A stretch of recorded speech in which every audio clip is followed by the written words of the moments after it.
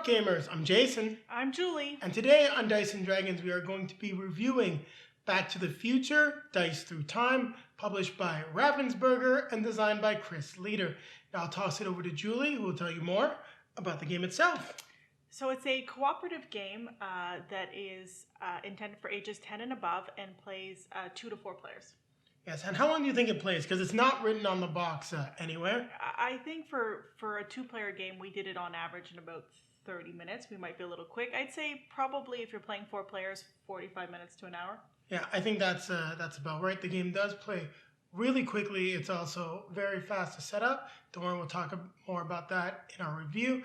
Now, just to let you know what is going to be happening in Dice Through Time. Well, you'll have a board. There'll be the 4 different time periods from Back to the Future.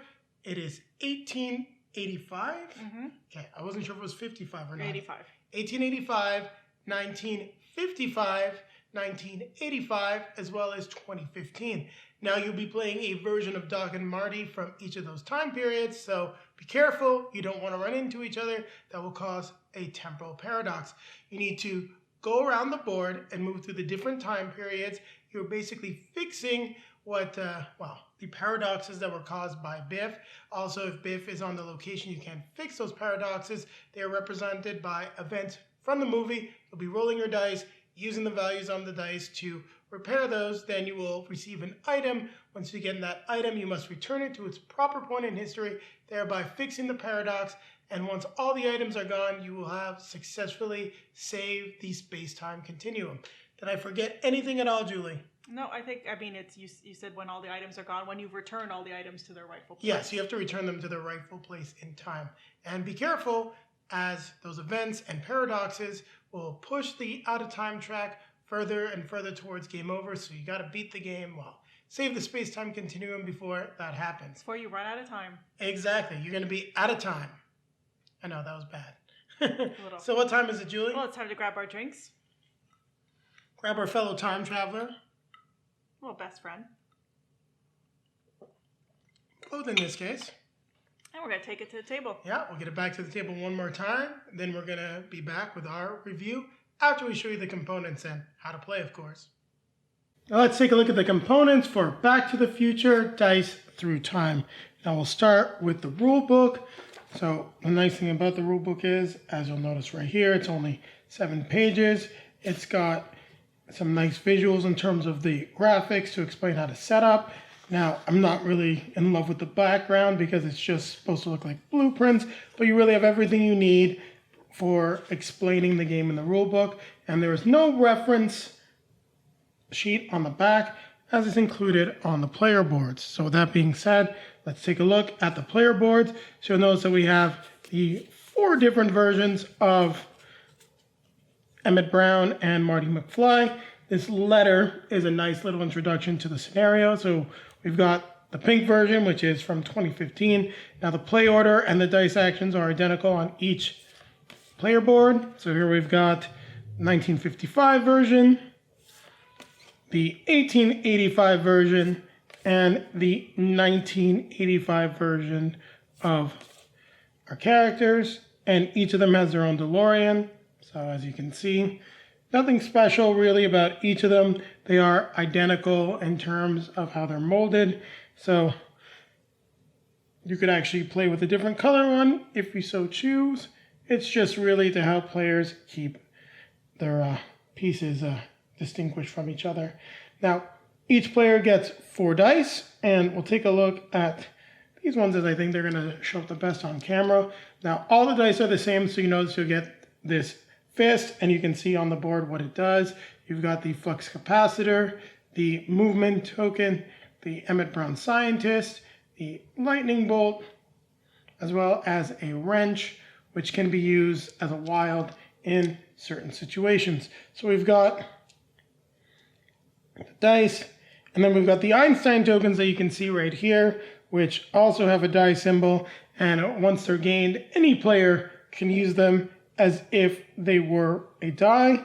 Then we've got the 4 versions of Biff. Well, not actually Biff. We've got Mad Dog Tannen, his ancestor, and the 3 versions of Biff that are antagonists. We've got the first player marker, which I love has the 88 miles per hour on it. We have the paradox tokens, which we'll be placing on the board as things get out of hand. We have the out of time marker. Oh, when I dropped it, but this is the marker that will track the game rounds. And next we'll take a look at some of the events. So as you can see, we get different events that are based on the films. Doc readies the DeLorean for rail travel, even though it has a location and it's 1885. So Doc builds a DeLorean, which is in his lab in 1985. We also have some special ones. So after rolling, players may re-roll any number of their die once. Could be a good thing, like these ones too. Here, these two, immediately reduce the out-of-time tracker by 2. Could also be a negative one. After rolling dice this round, all players must re-roll all flux icon results. Keep the second result. So it gives you an idea. You'll see the sports almanac. And you got a location that tells you if Biff is going to show up there. That's how he moves on the board. But just wanted to give you an idea as to what the types of events are. Next, we got the items. So these ones have slid under the other. So we'll start with 2015.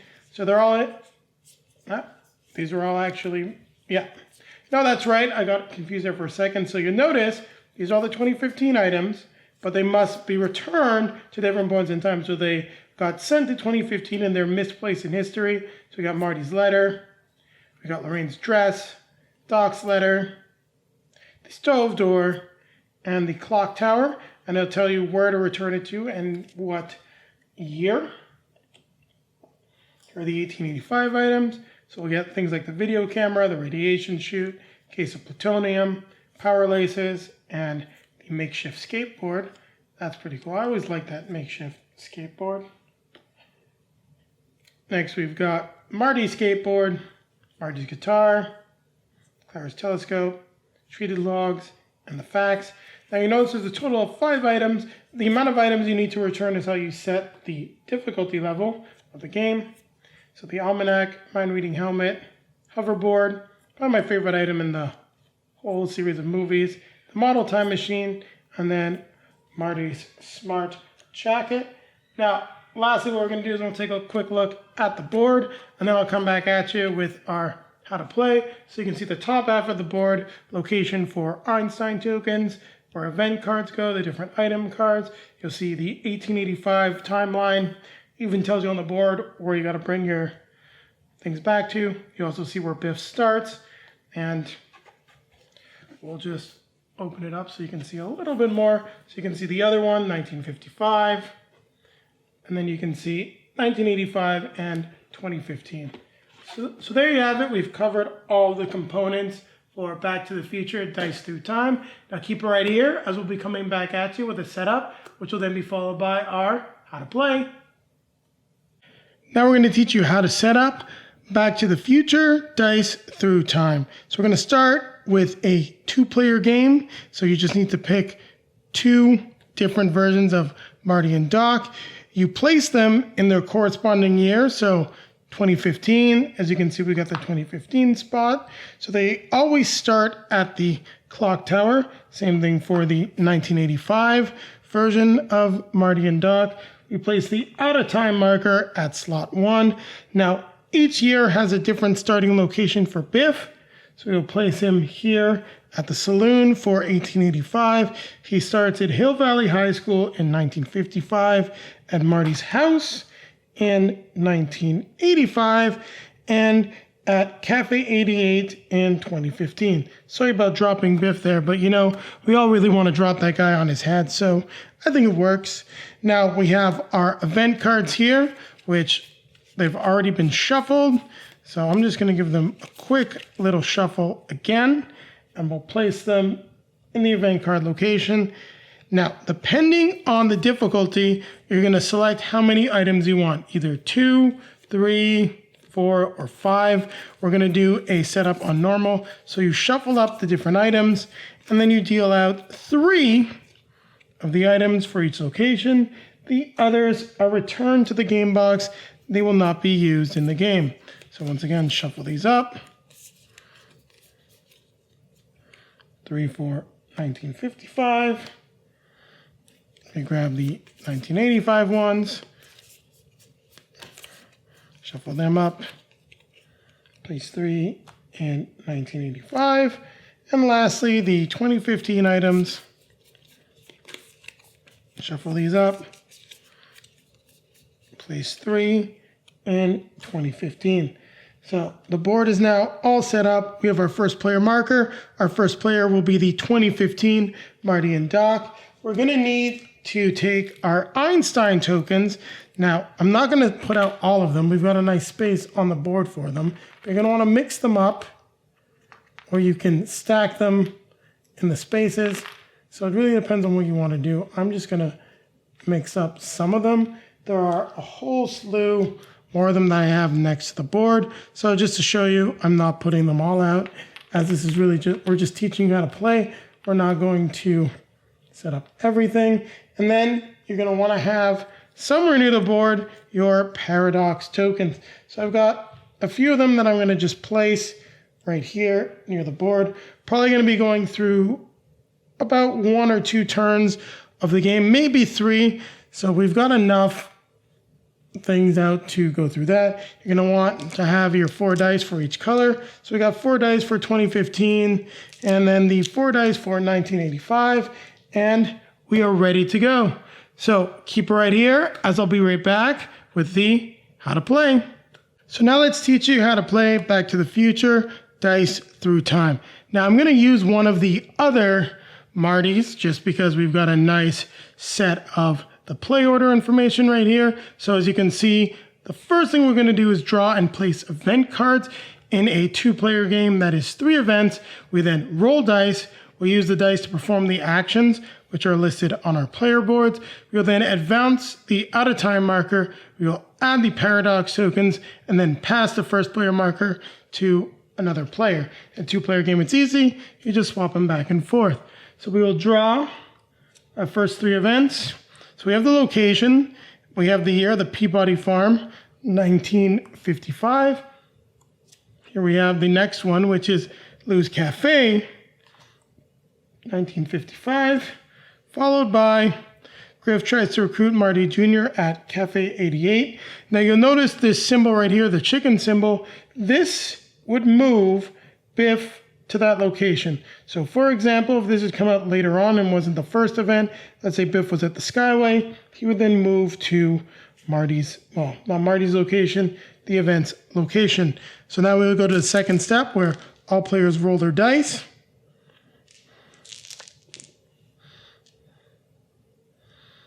And let's see what we're going to do. Now, we're not in a good situation with 2015, so our first player, we can move anywhere. That's what this token means. We can move to any location with 1 die in our current year. So that is this. Now, these wrench icons can be used for any symbol on an event. So even though I don't have a fist, we could use it as a fist, and this professor symbol will get rid of 2 paradox tokens anywhere on the board. Well, we'll put them in the right spot. Paradox tokens show up where events are. They can stay even if there's not an event.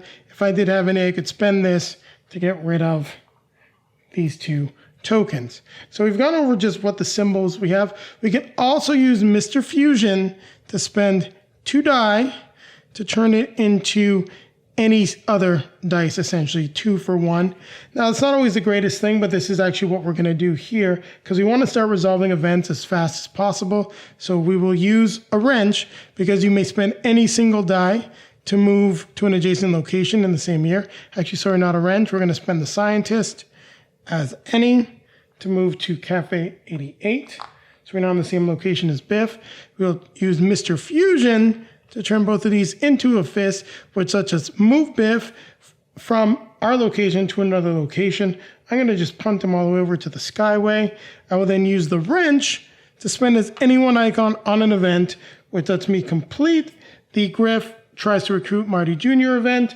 When you complete an event, you draw an item card, which is Marty's letter, which we now have to return to Lou's Cafe in 1955.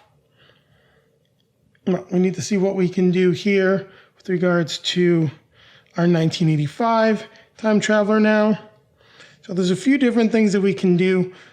And I will show an example of just rippling dice, which is pretty cool. So let's imagine we had a third player in the game for a second, and they were at Biff's saloon. Now, if they, for example, wanted to leave us the die that we needed to accomplish the event, this die, which you would place there, would then ripple through time. And you can choose to leave it there between turns, meaning that in this point, the 1885 version of Doc and Marty would only roll 3 dice because this one is left. Now you can use this die in this location, Lou's Cafe, Marty's house, or Cafe 88. Now, if, for example, this was left in Lou's Cafe, it would only ripple to Marty's house and Cafe 88. There is no rippling effects backwards in time. I just wanted to explain that before we go too much further. So we will spend the flux capacitor, which lets us move to the same location in any year. So we want to go to the clock tower. We have the fist to punt Biff. Luckily, he's not there. So we'll spend our Doc as any, just to move to Lou's Cafe. We spend the 2 fists using Mr. Fusion to accomplish the event in Lou's Cafe, the skateboard chase in the courthouse square. We now gain one of the 1955 items, which is Marty's guitar, which we got to bring to Hill Valley in 1985. You can also see on the board where the different items need to be returned to. So we now have to advance the out of time marker. What we do is we take a look at the year with the most events. In this case, it is only 1955. Now, if, for example, there was a tie, we would then decide which year we would be using. But the one thing they have to remember is that when there is a tie, and I'm going to just grab the rule book quickly, just to make sure that I get this right. So the rule for the tie is on page 7. So if 2 years are tied for the most locations with event cards, count the paradox tokens and events in the earliest year and advance the out of time marker by that number. So the comparison I want to make is that if we have, let's say, a paradox token here, and for example, we had one that was left over from another event, we don't have to pick 2015. We always count the earliest year. So 1955 would win in this scenario, meaning we would only advance the out of time marker by 1. If 2015 won, it would be 1 event plus the 2 paradox markers, which would make it advance by 3. So in any case, that was just an example. So we are advancing it by 1. We must now add a paradox token to wherever there's an event. So there's a paradox token at Peabody's farm. And we are now going to restart by drawing and placing event cards. So we'll draw the first one, the enchantment under the sea dance in 1955 at Hill Valley High School. We then have McFly family has rehydrated pizza, which has the Biff token. So this moves to Hilldale in 2015. Can't forget, pass the first player token. And our last event is once again Old Man Peabody visited by a spaceman in 1955. Now, I didn't plan this out, but this is good because, and I'll leave them like this, even though they're not stacked, because to complete these events, we have to do it all at the same time. So now we will roll our dice. Not too bad. Let's roll our orange dice. Not too bad either, but nothing great. Now we do want to start returning some events, well, some items. We need to handle the events, otherwise things can get out of hand. Now, we are in a good situation right now to at least complete another event with our 1985 crew. And we can move to any year. Trying to see if there's a better way to do this. There really isn't a great one. So we're going to spend... No, we're going to do this. To move to any place in the year, we're just going to move here. Actually, no, we can't do that. We need that. So as you can see, playing your dice strategically really, really matters. Can't do anything about these events, so we'll spend Doc. Even though I want to get rid of the paradox token, I don't have much choice. Spend the Doc. Actually, no, I can do this. I can spend a fist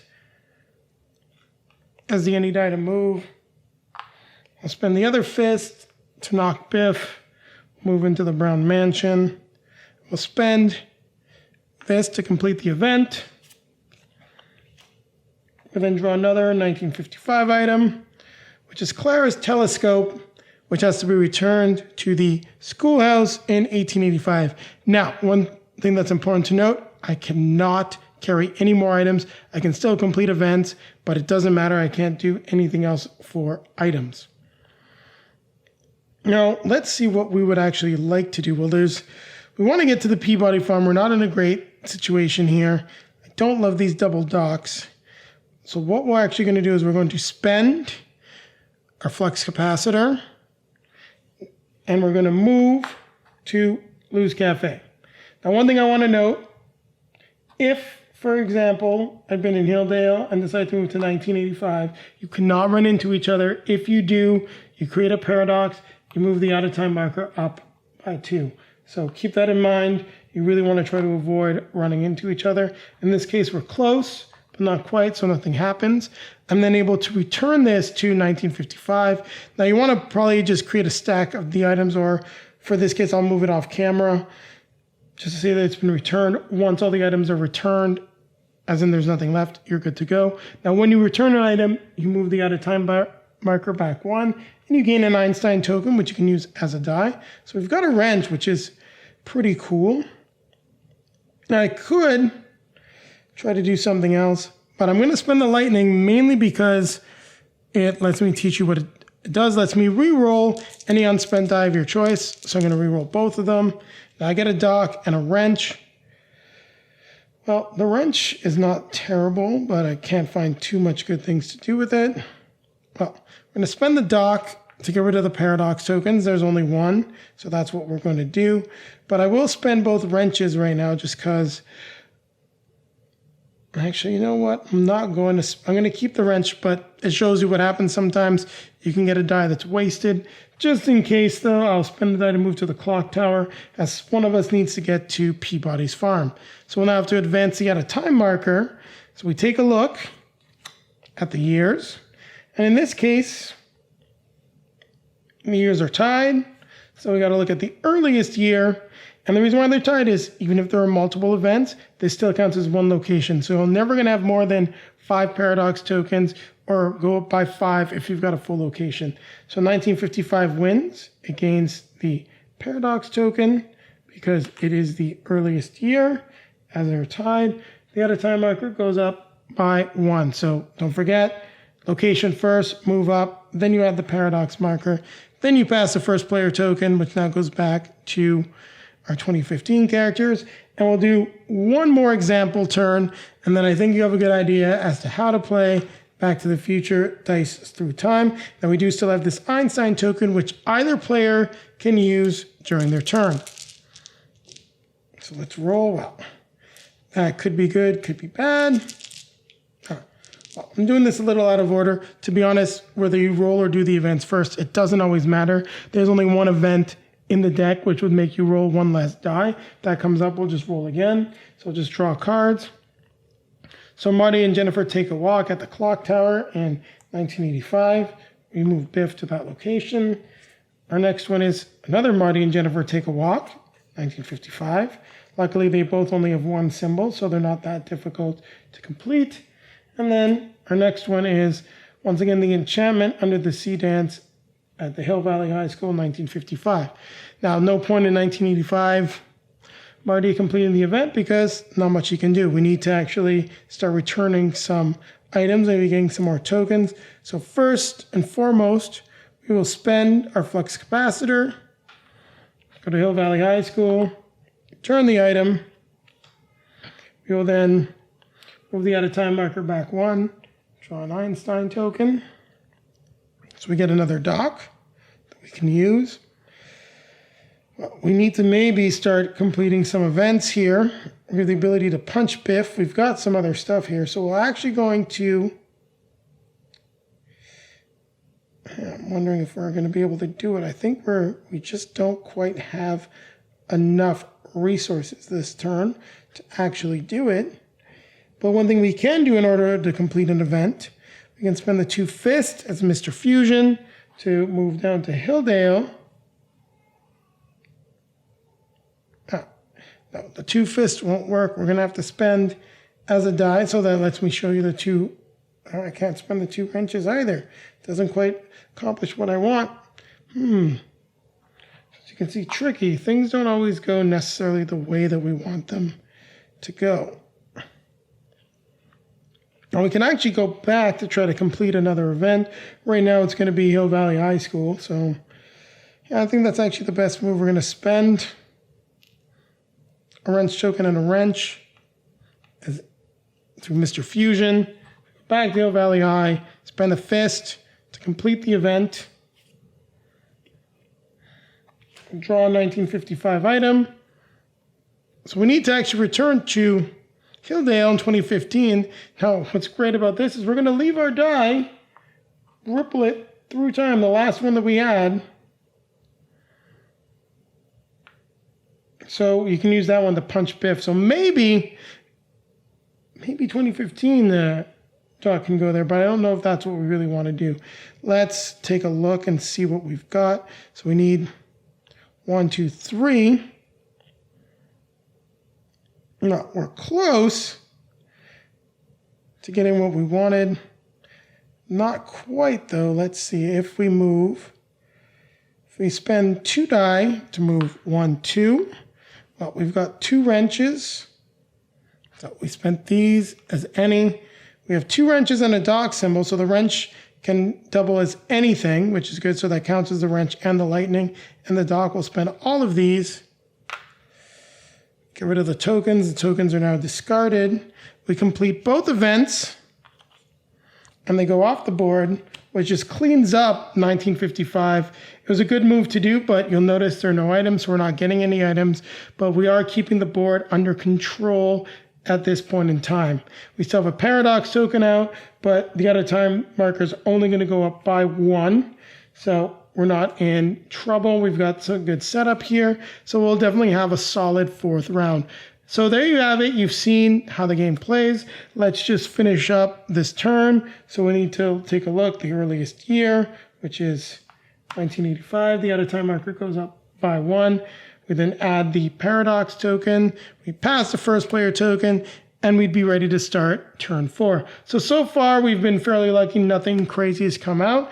And there you have it. This is how you play a 2-player game of Back to the Future, Dice Through Time. Now, Julie and I will be coming back at you with our review of the game. Back to the Future, Dice Through Time.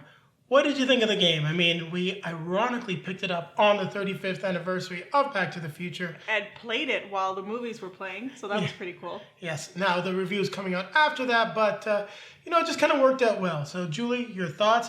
This was one of the games that I showed you and you were fairly interested in because you've been enjoying the Ravensburger titles, especially in that light to midweight family style game. Plus, it's a property that I enjoy. I mean, I've always liked Back to the Future. They're awesome movies. I think she just had a crush on Michael J. Fox when she was growing up as well. Maybe. I mean, he's a great Canadian. Yes, he is. Anyways, back to the game. We love Canadians. Oh, Canada. Oh, please don't. No, don't. Our home. No, don't. Okay, so regarding the game, so I mean, as with other Ravensburger game, it doesn't actually have minis. It has standees, but it does have some minis for the DeLoreans at least. Yes, they have the little cars. But even that being said, I think it's still there's some good card stocks and some bright colors. It's still a nice quality game, I think. I will disagree with you. I'm really not a fan of the card stock for the cards themselves. They feel a little cheap, just like the Wonder Woman Challenge of the Amazons ones. They got stuck together, so that is once again. They stick together, but I still like the thickness of them. I don't know. They're flexible. They don't feel like they'll damage easily, but I don't like the quality. We'll probably sleeve them. But that being said, I will agree with you with the player boards. The cardstock is good. Standees, tokens, everything else is great. Like the board, lays flat, so no complaints or issues there. So I like the concept of this game. I think it's interesting, and I like the ease of the way that it plays. I mean, the first time we played it, we lost. I think it's easy to lose control of the game if you're not paying attention to how the events are coming up, you really can't let them get ahead of you. You really have to try to focus on what's coming up and try to manage the year that's being attacked, let's say, or that's having the most temporal disturbances. Yes, well, the reason why we lost is the paradox tokens as well as the events in 1885 got completely out of hand. We were focusing on getting items back and trying to take the out of time track back, as well as advance our progression. And the reason we did that is we had 2 items each, so we had to get rid of the items. We didn't want to go deal with the events. But when your out of time track shoots up by 7, you're pretty much in trouble. So keep that in mind. It is very important to handle the events. And it can be tricky. I mean, there is a definite luck component to this game. How did you feel about that?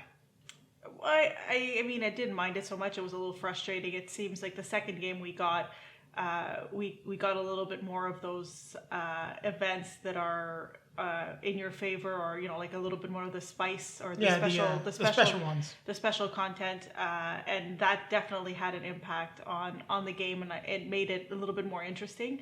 I mean, you have to just make sure you've shuffled well. I think the first time we played, there were still some cards stuck together, or still, like the cards come in the years, I guess, right? And all the same cards together. So as much as we had tried to shuffle it, I think to your point, the cards stick together, and I think we got, a little bit more of 1885 all stuck together.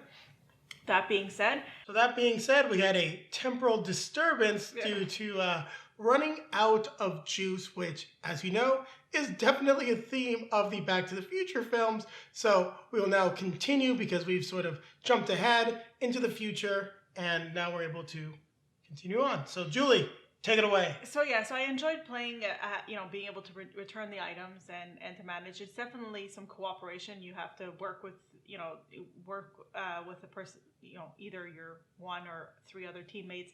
I think when you don't want to run into each other. No, you don't want to run into each other, but also, like we said, we a couple times both had items and couldn't take more items, but we went and dealt with the events, or we just basically tried to help each other out by leaving dice in time. With the ripple effect. With the ripple effect, which I thought was fun as well. So, I like that Einstein gives you some added help there. I think those came in clutch a couple of times, and I think you have to, when you're playing, there's a little bit of strategy in it. You just can't, you just can't play your dice. You have to think about what you're trying to do, and a couple of times, you make a smaller play just to make sure you complete something as well. And I really enjoy the game. It's definitely easy to teach, easy to understand. The only little bit of confusion that we have, because I wish the rule was highlighted a little bit more, is what happens when you're doing the end of the end of round phase, putting out the paradox tokens, as I think it should be a little bit bolded or almost a separate line saying if tied. I don't like that it's hid in a paragraph. That's more technical writing than anything else, but it's something that you have to keep in mind, because you have less negative effects when you've got paradox tokens in years that are later on the time track. So if you have a lot of paradox tokens in 1885, it can really screw you over, because you have to pick that year if it has an equal number of events, and that'll affect how your time track goes up. Therefore, if you can get, leave more events almost in 2015, get more paradox token, the further down the timeline that you go, the better off it'll be in terms of having negative consequences later on. I really did enjoy, like you said, the rippling dice effect. I liked how it only ripples forward and not back in time. I feel that's thematic very well with the movies, as we saw that whenever they changed something in the past, it would go forward, and there was no real effect for anything going backwards in time, which makes sense too. It also makes sense in the way that time travel is explained in Back to the Future. Yes, not Avengers style time travel, which says Back to the Future doesn't work, but we still love it anyway. So if you leave something in the past, you can pick it up in the future, but you can't leave something in the future and pick it up in the past. Yes. So, makes sense. It does make sense. It's just interesting because we've seen lots of different films with different versions of time travel. But this is the Back to the Future version, the classic version, and I think the one that's probably, for people in our age range, the most remembered version of time travel. The one that makes the most sense to me. Yeah. Now, one thing I would have liked to have seen, and it's not a knock on the game, but each version of Marty and Doc are the same, essentially. There's no differences between the 1955, the 2015, or the Old West version. It would have been neat to see something different from like just an asymmetric power, like since the 2015 DeLorean can fly. The other one was instead of Mr. Fusion for everybody. Yeah. Well, everyone got to Mr. Fusion, which actually isn't thematic, but it works for the game because that's what you want to do. But when you're thinking about it, the original DeLorean from 1985 and you could argue the 1955 one don't have Mr. Fusion. So something a little different for each time period would have been nice. But I think that could have elevated the difficulty and the complexity of the game. So it's not necessarily going in terms of what the game is trying to accomplish, but it's just something that I would have liked to have seen a little bit more differentiation, because right now you can just pick sort of your favorite avatar, your favorite color, and go ahead and play the game. Now, it's funny. I think it's funny that you picked pink for me. Well, it also, the 2015 is a flying DeLorean. I would have picked it, but it was pink. So I almost wanted to pick them, but have a different one. But it doesn't matter because the board's pink anyway. So it's all good. I did also enjoy the Einstein tokens. We've seen similar mechanics to that in games like Thanos Rising as well as Death Eaters Rising. So I feel it's something that is familiar. It works well, and getting those bonus tokens definitely makes a huge difference. Now, the way Biff works is something that I'd say, it's a little bit of a negative because he doesn't always move around the board. Him getting in your way and stopping you from completing events is cool, but I would have liked to have seen maybe a little bit more mobility or maybe just a little bit more around Biff. But that being said, could also elevate the complexity of the game. The mechanic works very well for the target audience, which is really sitting down, playing the game with, it says his age is 10 and up. You could probably go even lower. You could probably get away with an 8-year-old playing this game. You get grandma, grandpa around the table as well and have a great time. And I was going to say, to add to that, it definitely is a family-friendly game. It's not a complex game. It's definitely attainable for a lot of different people. I think this definitely could be a beginner game for people that don't have a lot of games. It's also just a lot of fun if you like this, this property. I think you'll have fun playing it. It's thematic. It's easy. And for me, I definitely feel like this is a game that should stay in our collection that we'll pick up and play again. Well, definitely. It may not be one of our favorites, but it's definitely a game that's going to stay. It's got the right price point, and it accomplishes exactly what it sets out to do. And I think that that's about all we really have to say on it. So, Julie, what's your score for the game? 7.5. I give this a 7 out of 10, just mainly because of the component things. I was hoping for the cards, but that being said, as you can see, it's a solid game, one that's going to stay in our collection. And now Julie's going to tell you what you should be doing now if you enjoyed the video. You're going to like, comment, subscribe, hit the bell to be notified when we have some new content for you. You can take a look down below in the video description. You'll find links to all of our social media feeds: Facebook, Twitter, Instagram. If you'd like to see pictures of us playing Back to the Future Dice Through Time, they're available there. Also, if you follow us on some of those social media feeds as well, you can see what's coming up on the channel. Then popping up in front of us are going to be links to some previously released content. One will take you back to our most recent video. The other will take you back to, what do you think, Julie? Horrified or Wonder Woman? Wonder Woman. So it'll take you back to a review and how to play of Wonder Woman Challenge of the Amazons. So now what should we do? Now we're going to grab our drinks, grab our best friend, and return home time traveler. We're going to keep playing games. Going to keep playing games. This was a pleasant surprise. Definitely enjoyed it. Can't wait to see your... I love the irony. I have to say, we didn't talk about it, but one of the cards that came up was basically the clock tower being hit at 10:55, I think. And that's exactly the point in the movie when it came up. So I think there were some little ironies that made it fun while we were playing the game. Yeah, we had some good surrounding events.